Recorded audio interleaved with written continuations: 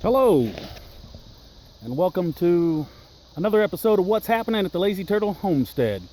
I've been diligently working around the perimeter, making new fences and taking out the old, and I have just this moment finished a pen for the animals, and the pigs are digging it. We'll see if I'm a good fence maker or not here in a little while. I imagine they'll test it, but I'm about to let the chickens out. See, the chickens and the pigs have both been penned up for a long time because I had fences down everywhere. So let's see them. They're eager. All right, chickens.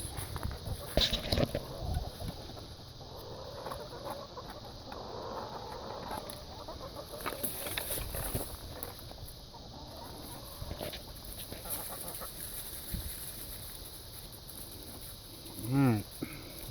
So I got a 4-foot fence, I think, here. And I've gone around the most unusable portion of this property and just fenced in this circle for these chickens and for these pigs. And you can hear Whiny Face over there whining about not being able to go wherever she wants to go. But anyway, it's keeping her in. It'll keep all the mothers in. Dogs, come. Let's go this way. Come on, you. Chickens are absolutely in heaven. And the pigs too, all good. So, got this all fenced in, and I just kind of put up this hog fence here to make the pigs go into that pen. It took quite some cogitating to figure out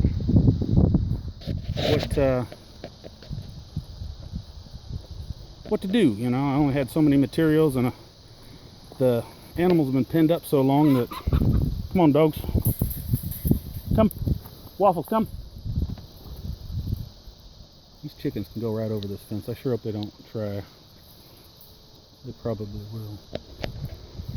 But I thought I would show this happenings. We've got cucumber here, and zucchini, edamame, habanero, purple bell, red bell. This is what is that? Garden salsa. I'm curious to try that one. That's a pepper hybrid, specifically to make salsa from, I guess. Real good. And we got serrano,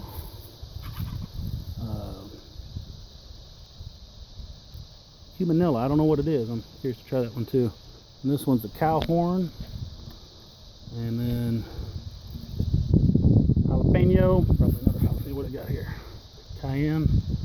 Yeah, dragon cayenne. And then somewhere along the line, I've lost the types of tomatoes this is, but 1 tomato, 2, 3, 4, 5, 6, 7, possibly an 8 tomato plants that are doing pretty good. Some better than others, because the plants aren't lined up perfectly with the drip, because I did the plants before the drip. But this one over here, all the plants went in a foot apart from each other, right on the drip. And we got a marigold there, and these were the ones that died back on me in this last freeze we had, and this one's going to survive. And I think it's a bell. Well, you know what? That's another cow horn, and this was going to be a red bell, and it might hang in there. You got any escapees yet? I wasn't paying attention, and my dogs have gone over there. Come here. Get over here. So, this is going to be a rather long video. I have to figure out how to edit this thing and do that fast forward I see people doing.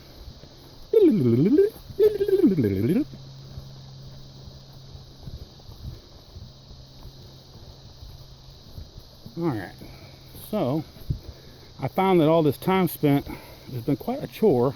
It's a lot easier to put up new fence than it is to take out all the old. And down there is where I've decided to put all the old until I'm ready to take it away. big rolls of that stuff. But there's the neighbor stuff, and I just cut out, killed everything, chopped it down, and even brought my blower in here and blew the debris back that way. It was just a mess, and it's still not great. What I was going to do is bring my fence line in 3 or 4 feet so that I have this area to maintain, and I could, over the course of time, get stuff like that out. But it just kept seeming difficult to get started doing that on this fence and that one. To me, the priority was the animals. I like it. I like what I've done. Part planning and part improvisation. Get that stump out of there. It's going to be a chore. Cutting on it. Got most of it out, and there's a good sized tree there. And got a lot of holes and dips and stuff on this line, so it was going to be difficult for me to fence. Well, Frank, my mascot, how you doing, buddy? And this thing was just gross. Remember that? Growing up, I got to get some stump killer on that, or it'll get all gross and big again.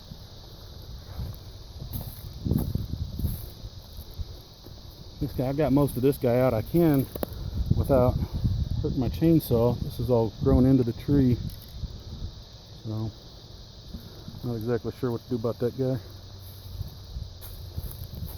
And coming on around to the edge of the property, I put up this fence. Haven't finished it yet, but I took down the old fence, and it's a little tall and unsupported, but I could put up a 10-footer here and run barbed wire across and then pull up the top to support it straight. Be a nice tall fence. But this is kind of the corridor between this pen and the neighbors. I just got a little corridor here now. Kind of how it worked out. Look at Big Dummy over there. Hey, come here. Waffles, come. So I've made a makeshift gate over here out of a pallet. And it's heavy. It's really heavy. Come on. But I just wanted something to close up this hole for right now. And that'll do. So I'm back in the pen. I've created half a maze for myself. The chickens and pigs are so far happy to mosey around. I noticed one thing right away is that if I can leave this open so that pigs can go back and forth to their pen and their water, but that would leave opportunities for the chickens to go over this hog fence. So Rayon, come. Such a whiner. She don't get it. What's going on? Round and round we go. So I got lucky, some more with materials being useful. Got this gate here from the neighbor, free, just had it laying around. This hog fence was already on the property, had some chicken wire, I put in it there. Some more of that hog fence there, and this hog fence here was already here. So I'm starting to take advantage of almost all the materials that have been left behind. And so now when I can go scavenging and pick up materials that I specifically want, rather than making do with the leftovers from the previous property owner. But they've been useful. Lots of stuff has.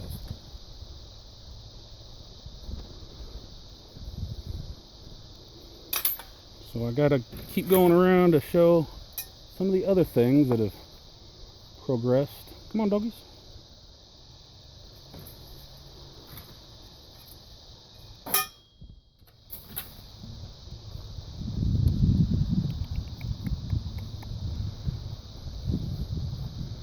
Raised garden's doing just fine. All the flowers are very colorful on this side. The lime tree you see here is blossomed. It smells so wonderful. And let's see if I can get this focus.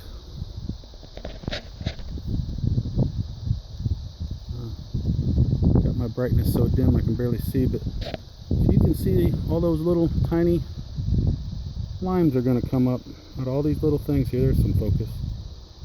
There's lots of them, lots and lots. This is a prolific producer. and these blossoms, it's self-fertilizing, and it just, I don't know, it smells so wonderful. We'll have lots of limes this year. Let's put that thing in. And then the blueberries, kind of similar deal. Those are going to be blueberries on that plant. And this is a different kind of blueberry. We'll have some blueberries there. Doing just fine. The old fig plant over here is coming right along. Not seeing anything that looks like a fig yet, but that's no surprise.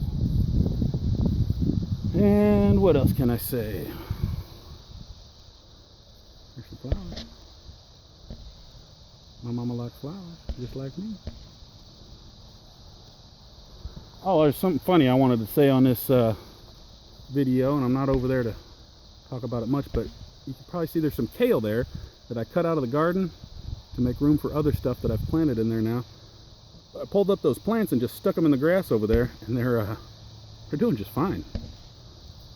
They're really hardy. That's why I tried it. I thought it'd be interesting to see if one or two survived to keep producing kale for me, and they all did. They didn't care. They're like, whatever. We're gonna go right here now. And then I collected all the bricks from around the property. That's that stack over there. There's probably about 30 of them. And I collected all the stone from around the property and put them up here for a rock garden, or at least the start of one. They're all limestone right now, almost without exception, I think. But they're just all over the place, so I collected them all up and brought them up here. Chucked them around in kind of a random fashion. Looking like we did lose these end hibiscus.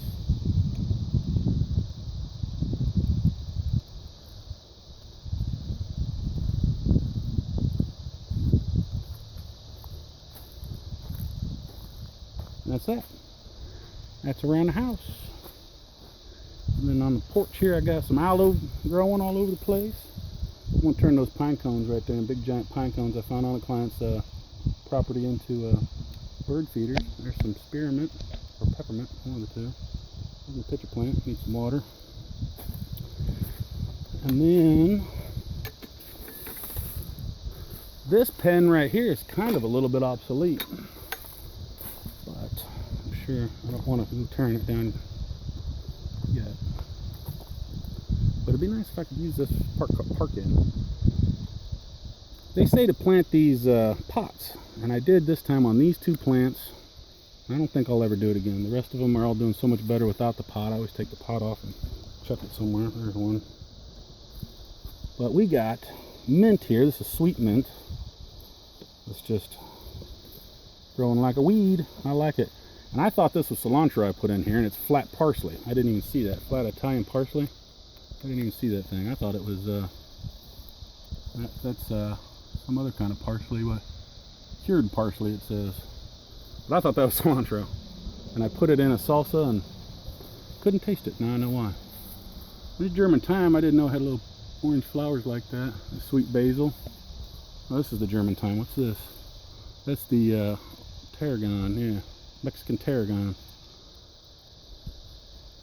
Anywho, here's my little herb garden. Today I got some cilantro, and that's where it's going to go. And I got a dragon Thai. What do they call it? Thai pepper. Ornamental and consumable. Alright. 14 minutes.